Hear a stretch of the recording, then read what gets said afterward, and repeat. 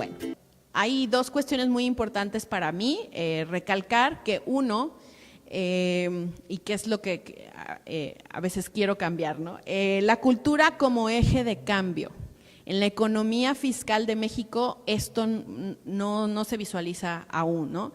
Que a través de la cultura, a través del arte, a través de las actividades se pueden lograr cambios ciudadanos, cambios civiles. Y el arte como espejo, ¿no? Por muchos años se ha hablado de estos temas, de el arte para que la sociedad se refleje, para que vea lo que está mal, lo que está bien, no solo como un mero entretenimiento, ¿no? Y son dos cuestiones, la cultura y el arte, que no aparecen en la ley, ¿no? Están muy estructurados.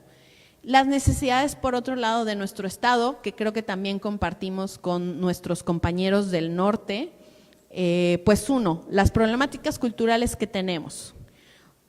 Podemos hablar desde el medio ambiente, el urbanismo, la salud, la alimentación, la corrupción, la equidad de género, la violencia, la búsqueda de paz, la pobreza, ¿no? O sea, esas son cuestiones como problemáticas culturales que nos toca enfrentar, no solo aquí en el estado, sino en todo el norte. Y las problemáticas artísticas, que tienen que ver con que hay poco desarrollo económico, centralización de la oferta y de la infraestructura, fuga de talentos o abandono de la profesión, ¿no? Entonces, estos también son problemáticas que desde nuestro quehacer como gestores o como artistas, pues siempre buscamos, ¿no? Que se dignifique el trabajo del artista, de los gestores, de músicos, etcétera, y que podamos solucionar todos estos problemas culturales, ¿no? Entonces, a través del arte y de la cultura, claro que es posible, ya lo hemos visto y hay muchos ejemplos de intervenciones ciudadanas que también detonan con el arte. Muy bien. Las necesidades de las empresas culturales, pues es lograr que nuestros proyectos tengan un desarrollo óptimo, un camino autogestivo y que haya un verdadero despegue de las industrias culturales y creativas y bueno, pues la dignificación del trabajo de todos, para poder erradicar estos mitos que del arte no se vive y que la cultura es un adorno, ¿no? Es todo el discurso del acarreo de la cultura, me tocó verlo muy palpable ahora en tiempos electorales, donde era vamos a llevar cultura. Bueno, para empezar, pues no puedes llevar cultura porque la cultura ya está, pero ese discurso de vamos a llevar, pues lo que quieren decir es vamos a hacer actividades culturales, ¿no? O artísticas, pero no tanto como si la cultura fuera la medicina que les vamos a dar a todos, sino que a través de detonar ciertos componentes en comunidades, pues se pueden lograr subsanar todas estas problemáticas. Y también, bueno, la poca visión del trabajo del artista.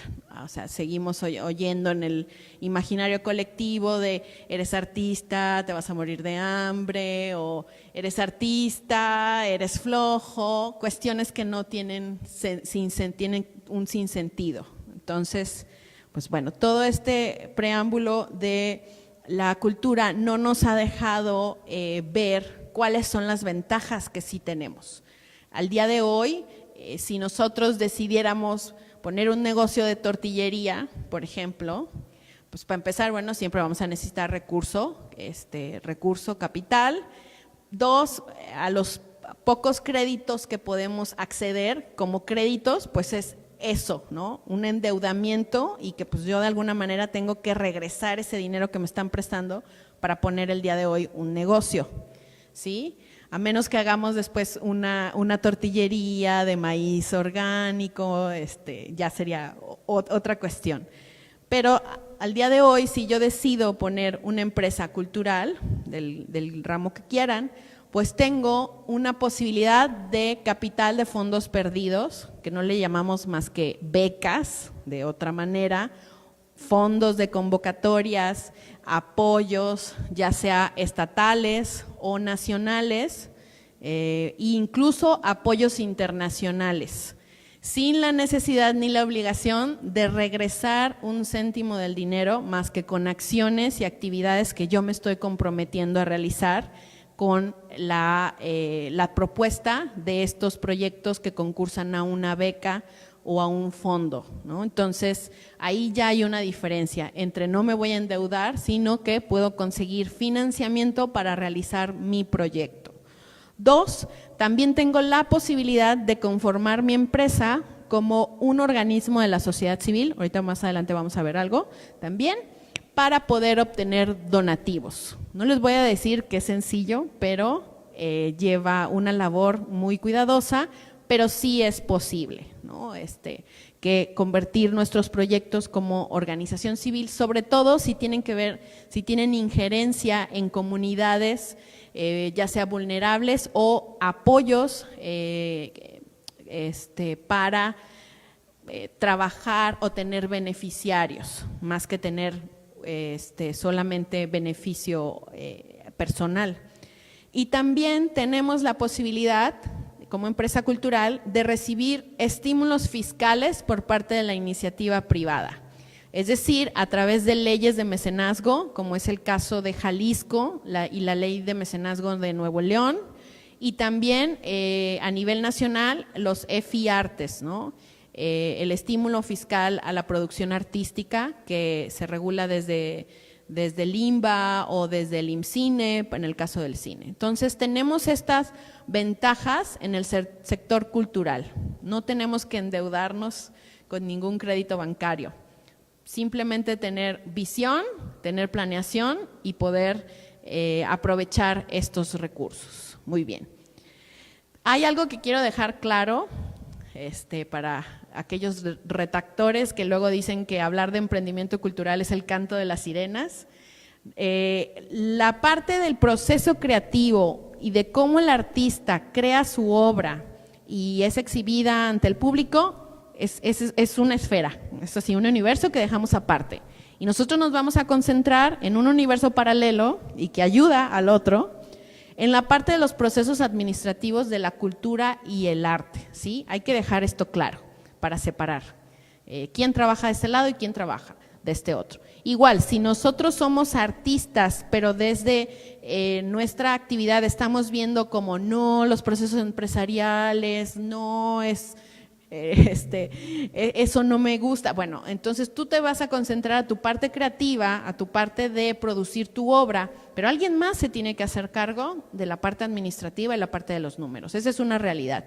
Ya también no puede el artista ser el todólogo, y en México creo que tenemos en contra esta parte, la todología, ¿no? Del artista que es el gestor, es el realizador, el iluminador, el que carga los vestuarios, el que pone el foco. No podemos concebir una empresa cultural si no tenemos un equipo. Eso también lo vamos a ver un poquito más adelante, pero sí quería dejar claro esta parte antes de que podamos pensar cosas distintas. Muy bien. Y hoy, para la creación de empresas culturales, les decía, este seminario que impartimos, nos tardamos alrededor de 2 meses, más todas las asesorías que llevan los chicos y los alumnos, y pues hoy lo tenemos que ver un poco rápido en al menos hora y media, ¿no? Entonces, lo que hice fue hacerles los 8 puntos necesarios para la creación de una empresa cultural. Punto 3, ahora sí, para nuestras empresas, conocer qué implica el constituirse como una empresa comercial o como una asociación civil.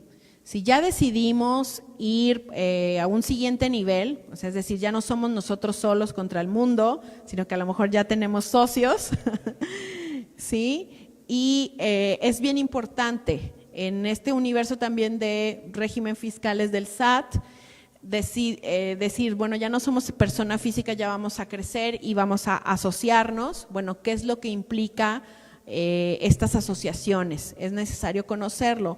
Uno, cómo funcionan, pero si nuestra visión o nuestra iniciativa fuera irnos hacia regímenes no lucrativos o de ayuda social, ayuda civil, pues saber todas las opciones que tenemos en las asociaciones civiles. Bueno, estas son una lista de sinónimos, ¿no? Que organización de la sociedad civil, asociación civil, organización no gubernamental, organismos del tercer sector, ¿no? Todo las variantes que se les nombran a este tipo de sociedades.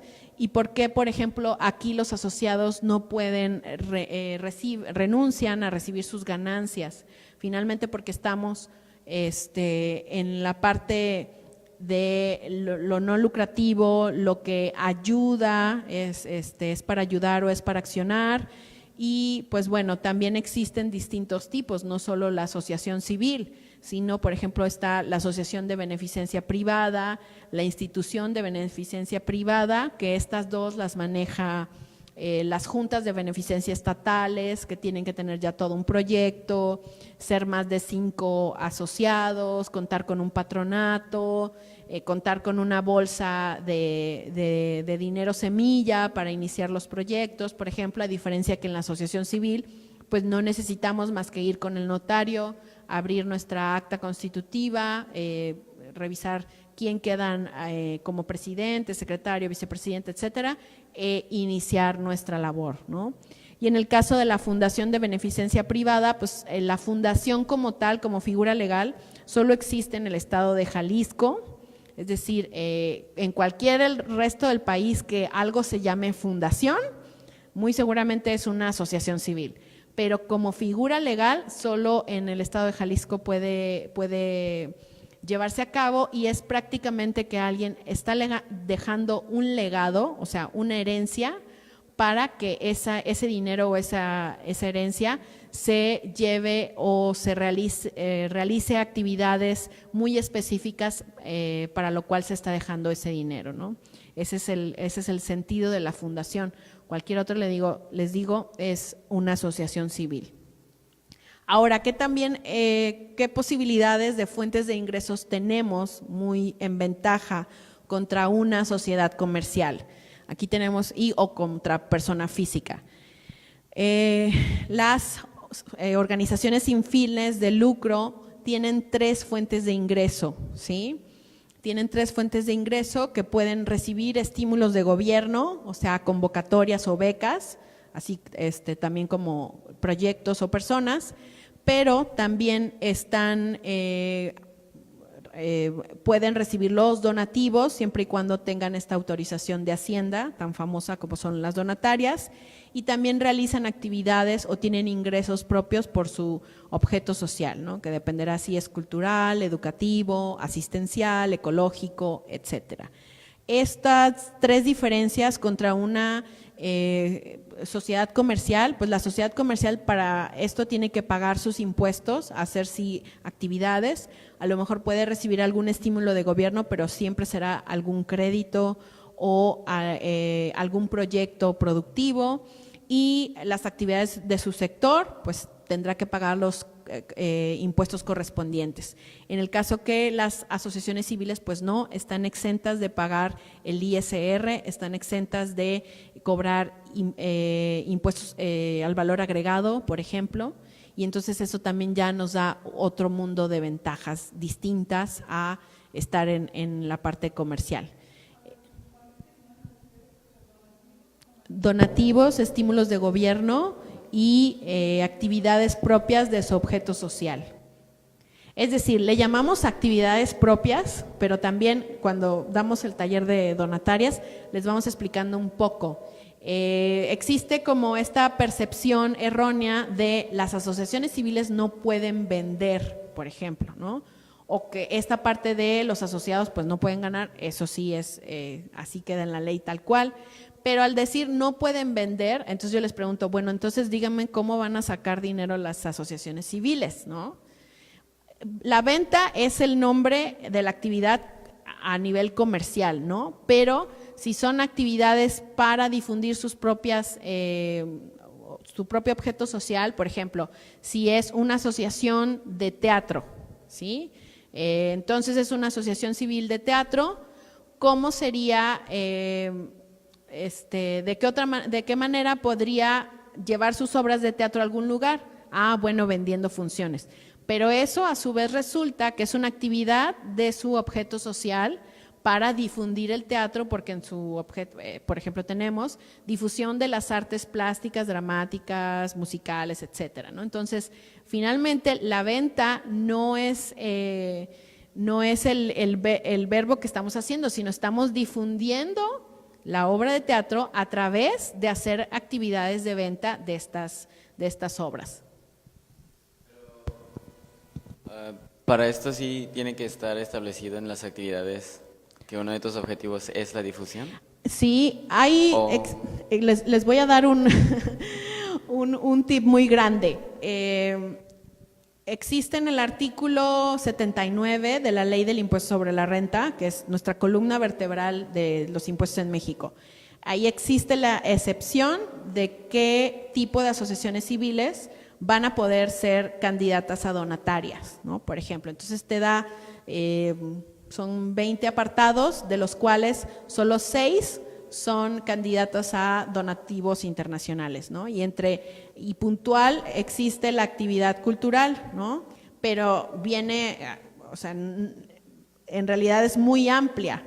Por ejemplo, para asociaciones civiles cuyo objetivo sea difundir y promocionar las actividades artísticas como literatura, danza, música, y música no te exime de ser que si es clásica, que si es folclórica, que si es popular, es música, ¿no?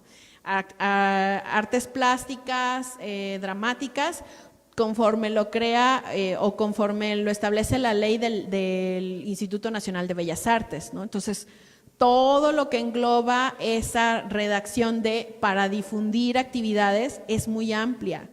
O sea, no, ahí sí Hacienda no te especifica, no, es que pusiste danza, pero tú haces danza contemporánea. O sea, no, en realidad es muy amplio cada arte disciplinario y también las actividades, por ejemplo, educación, conforme a actividades artísticas o de difusión o de promoción, ¿sí? Entonces ahí en eso nos podemos englobar muchas cosas. También lleva su forma de poder estructurar una asociación civil que nos pueda, sin tener que hacer reformas y reformas al objeto social, sino siguiendo los puntos y los lineamientos que el SAT establece para poder obtener la donataria. Entonces, las actividades son muy amplias. No sé si hay alguna otra duda. Literatura implica cualquier texto, incluso, por ejemplo, cuestiones que tienen que ver con el otro día que estaba investigando, no es la narrativa, la declamación, la oratoria entra, por ejemplo, dentro de la literatura, ¿no?